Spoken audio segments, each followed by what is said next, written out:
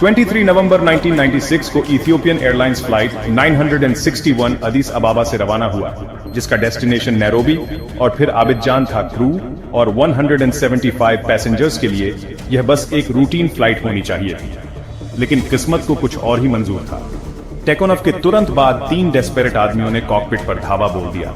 उन्होंने पायलट्स को धमकी दी और डिमांड की कि बोइंग 767 को ऑस्ट्रेलिया ले जाया जाए, जो उसके फ्यूल लिमिट से हजारों मील दूर था। केबिन, जो कभी रोजमर्रा की बातों से भरा रहता था, अब डर से भर गया था, और इन सब के सेंटर में कैप्टन ल्यू लबाते और उनके को पायलट थे, जो एक इम्पॉसिबल सिचुएशन का सामना कर रहे थे। पायलट्स ने हाईजैकर्स को समझाने की कोशिश की, उन्हें कड़वी सच्चाई बताई कि प्लेन में ऑस्ट्रेलिया तक पहुंचने के लिए पर्याप्त फ्यूल नहीं था, लेकिन हाईजैकर्स ने नहीं सुनी।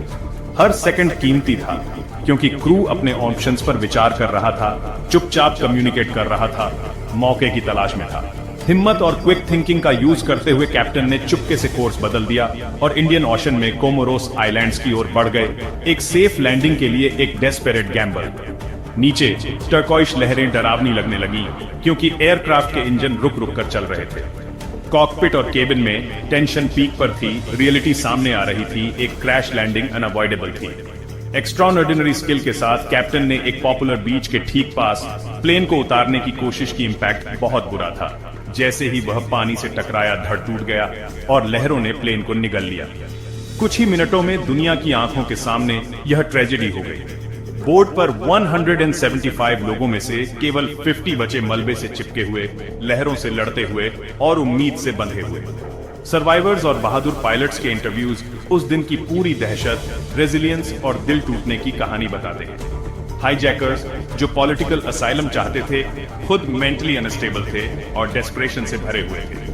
आज फ्लाइट 961 की कहानी जीवन की अनप्रेडिक्टेबिलिटी की एक साफ याद दिलाती है, क्रू और पैसेंजर्स दोनों द्वारा दिखाई गई हिम्मत की। यह एविएशन सेफ्टी के क्रिटिकल इंपॉर्टेंस को भी हाईलाइट करता है, और क्यों, यहाँ तक कि केओस के पलों में भी ह्यूमन स्पिरिट चमक सकती है।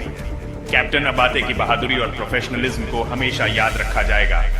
यह सिर्फ एक ट्रेजेडी नहीं थी, यह एक्स्ट्राऑर्डिनरी सर्कमस्टेंसेस का सामना करने वाले ऑर्डिनरी लोगों की स्ट्रेंथ और रेजिलियंस का एक टेस्टामेंट था।